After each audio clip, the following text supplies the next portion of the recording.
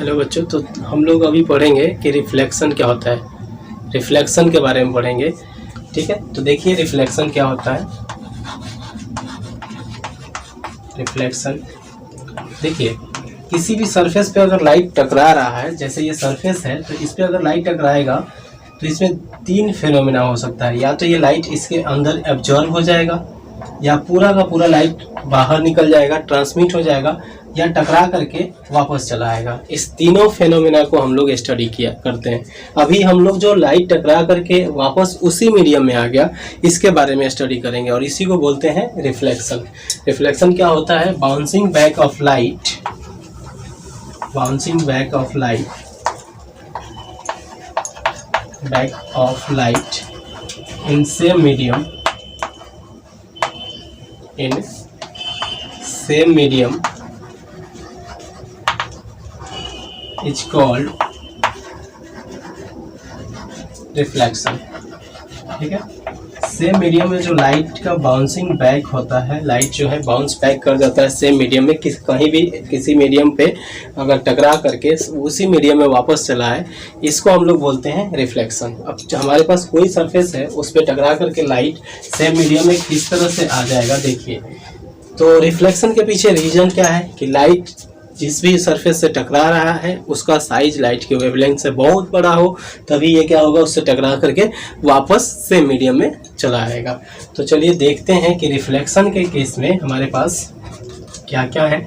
तो देखिए दो तरह के रिफ्लेक्शन होते हैं। मान लीजिए कि हमारे पास एक ये सोर्स है लाइट का और यहाँ से लाइट रेज निकलने वाली है। तो जितने भी लाइट रेज यहाँ से जा रही हैं, अगर वो सेम पैटर्न में, एक पैटर्न में गई और एक पैटर्न को फॉलो करते हुए सेम पैटर्न में आकर के रिफ्लेक्ट होकर के हमारे आईज में आई, तो ऐसे लाइट को, ऐसे रिफ्लेक्शन को हम लोग एक नाम दे दिए। जब हम लोग अपने आई को यहाँ सेट करके देखेंगे तो इसमें क्या होगा, इस सरफेस के अंदर ये जो हमारा सोर्स था इसका इमेज बनेगा। सोर्स किसको बोलेंगे? सोर्स हर वो चीज़ है जिससे लाइट आता है।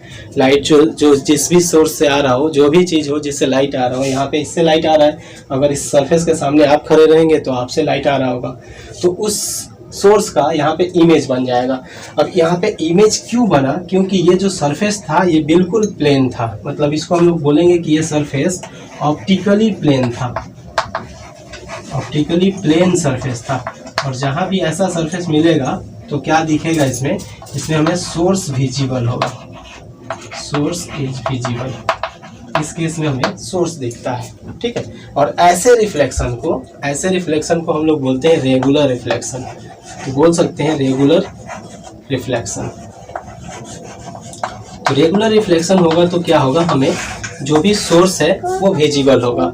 इसको कह सकते हैं कि एक ऐसा रिफ्लेक्शन जिसमें लाइट रे सेम पाथ को फॉलो करे, मतलब जिस पाथ से गया है उसी पाथ में फिर वापस रिफ्लेक्ट हो जाए, उसको हम लोग बोलते हैं रेगुलर रिफ्लेक्शन। मतलब the reflection in which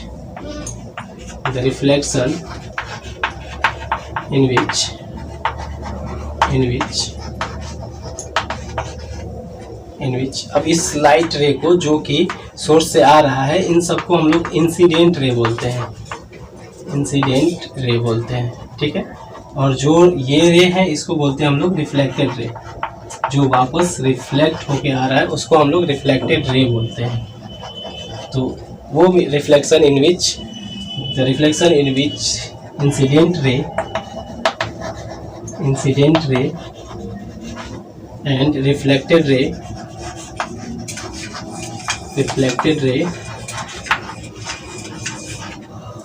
are in same pattern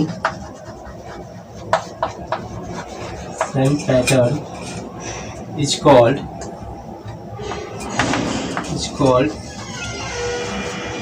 regular reflection। ऐसे केस को हम लोग रेगुलर रिफ्लेक्शन के नाम से जानते हैं, जिसमें इंसिडेंट रे और रिफ्लेक्टेड रे क्या होनी चाहिए, सेम पैटर्न में होना चाहिए। इसको हम लोग बोलते हैं रेगुलर रिफ्लेक्शन। जब भी रेगुलर रिफ्लेक्शन होगा तो ये क्यों होगा, इसका कॉज क्या है, तो ऑप्टिकली प्लेन सरफेस, और इसमें क्या होगा, सोर्स विजिबल होगा। जो भी सोर्स रहेगा वो चीज़ दिखेगा हमें। ठीक है। चलिए इसके बाद हम लोग इरेगुलर रिफ्लेक्शन के बारे में पढ़ते हैं कि इरेगुलर रिफ्लेक्शंस क्या होते हैं। ठीक है, तो चलिए इसको नोट डाउन कर लीजिए। एक्चुअली में लाइट जो है, एक तरह से लाइट, हमें जो भी चीज़ें देखना है तो देखने के लिए हमें दो चीज़ें की ज़रूरत पड़ती है, एक तो लाइट और दूसरा हमारा आई। मतलब हमारे भगवान ने जब ये नेचर बनाया उस समय दो सेंसर्स बनाए, एक सेंसर्स इस नेचर के पास और दूसरा हमारे बॉडी के अंदर, जिससे हम उस चीज़ को सेंस कर पाए। जैसे हमारा आई भी एक सेंसर है और ये सेंसर कब वर्क करता है, ये लाइट को सेंस कर सकता है। मतलब जो चीज़ों को हम देख रहे हैं वो दो ही चीज़ों की वजह से देख रहे हैं, लाइट के कारण और आइज के कारण। चलिए तो सेकंड हम लोग देखते हैं irregular reflection. Irregular reflection,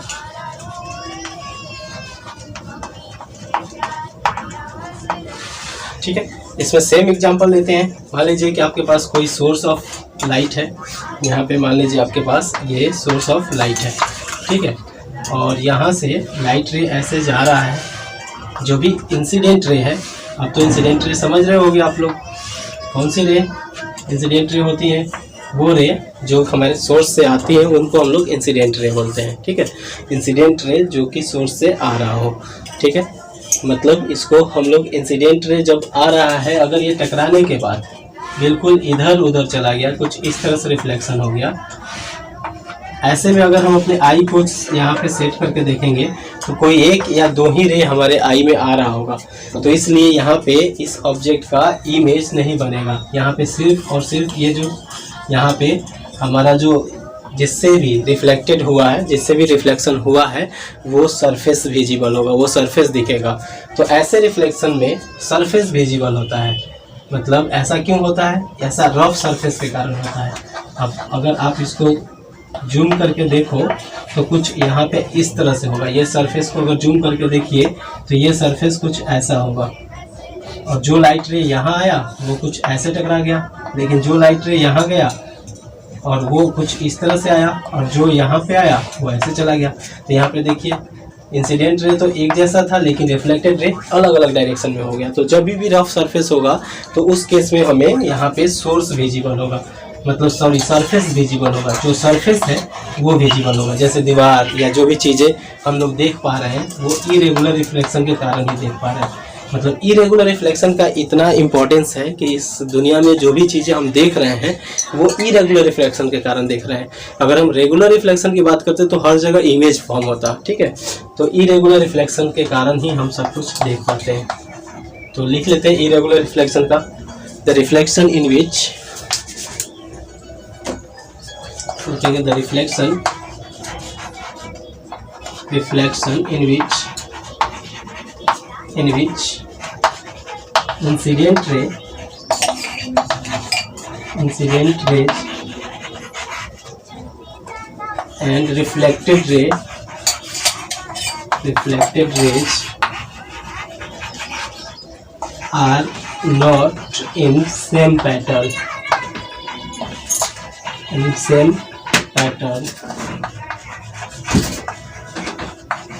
Is called irregular reflection.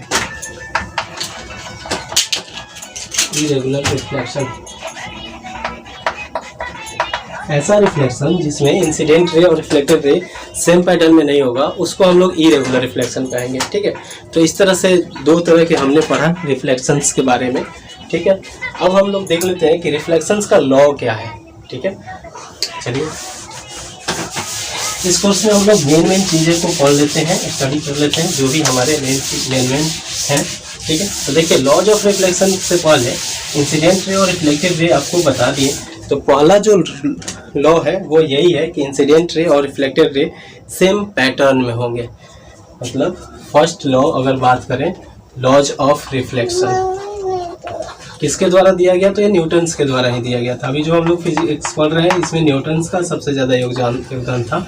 Laws of reflection में फर्स्ट है, जो फर्स्ट लॉ दिया गया ये था कि एंगल ऑफ इंसिडेंस, अच्छा ये दो चीज़ें आपका नया आ गया, एंगल ऑफ इंसिडेंस क्या होगा एंड एंगल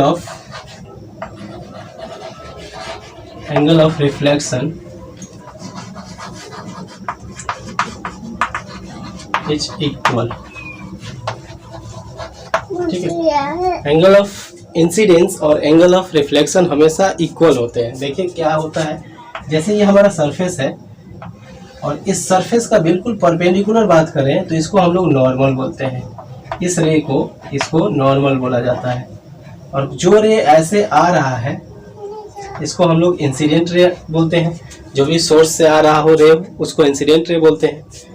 और वो वापस जो रिफ्लेक्ट होके जा रहा हो उसको हम लोग रिफ्लेक्टेड रे बोलते हैं। और नॉर्मल और इंसिडेंट रे के बीच के एंगल को बोला जाता है एंगल ऑफ इंसिडेंस। और नॉर्मल और रिफ्लेक्टेड रे के एंगल के बीच का एंगल जो होता है वो होता है एंगल ऑफ रिफ्लेक्शन। लिख सकते हो the angle between normal and incident ray is called angle of incidence and the angle between normal and reflected रे is called angle of reflection. तो यहाँ फर्स्ट लॉ यही था कि एंगल ऑफ इंसिडेंस इक्वल होगा एंगल ऑफ रिफ्लेक्शन का। ठीक है, अब ये रूल हो गया कि एंगल आई जो होगा एंगल आर के इक्वल होगा। लेकिन इसके लिए एक बात है कि एंगल आर के लिए इक्वल होगा, लेकिन ये इक्वल कैसे होगा। जैसे मान लीजिए अगर हम बात करें तो ये इस तरह से है और यहाँ पे हम ये नॉर्मल ले लिए। इस नॉर्मल से 90 डिग्री नॉर्मल से अगर इंसिडेंट रे ऐसे आ रहा है तो रिफ्लेक्टेड रे इधर से भी आ सकता है, इधर से भी आ सकता है, इधर से भी आ सकता है। तो क्वेश्चन है कि आखिर रिफ्लेक्टेड रे रहेगा किधर, किस डायरेक्शन में रहेगा। जैसे मान लीजिए ये नॉर्मल से, तो इसमें बताया गया कि तीनों एक ही प्लेन में रहने चाहिए। ये मान लीजिए 30 डिग्री एंगल से बन रहा है तो ये नहीं कि 30 डिग्री इधर बना दे, ये 30 डिग्री तीनों एक ही प्लेन में। एक प्लेन कैसे, जब अपने हाथ को ऐसे रखे तो पूरे सरफेस को टच करते जाए। दो लाइन हमेशा एक प्लेन में होता है, लेकिन तीन लाइन एक प्लेन में तब होगा जब तीनों एक ही लाइन में रख दिया गया। एक ही लाइन में ये तीनों को रख दिया गया, अब ये तीनों एक ही प्लेन में है। तो ये बताया गया कि अगर तीनों एक ही प्लेन में हो इस तरह से एंगल आई और एंगल आर वैलिड है। मतलब एंगल आई 30 डिग्री है तो इधर 30 डिग्री नहीं हो सकता है, पीछे भी नहीं हो सकता है। जब ये एक लाइन में रहेगा तभी ये एंगल 30 डिग्री यानी कि एंगल आई और एंगल आर वैलिड है। तो इसके लिए सेकेंड रूल आ गया। सेकेंड रूल क्या था, सेकेंड लॉ क्या था, incident ray normal and reflected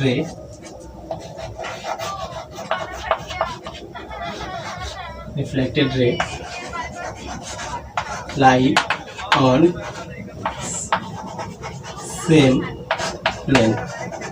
same plane में लाई करेगा। लाई इन लिख लीजिए, लाई इन सेम प्लेन। एक ही प्लेन में तीनों ही लाई करेंगे। कौन, incident ray, normal and reflected रे। चलिए इसके बाद हम लोग आगे पढ़ेंगे, नेक्स्ट क्लास में करेंगे। ओके।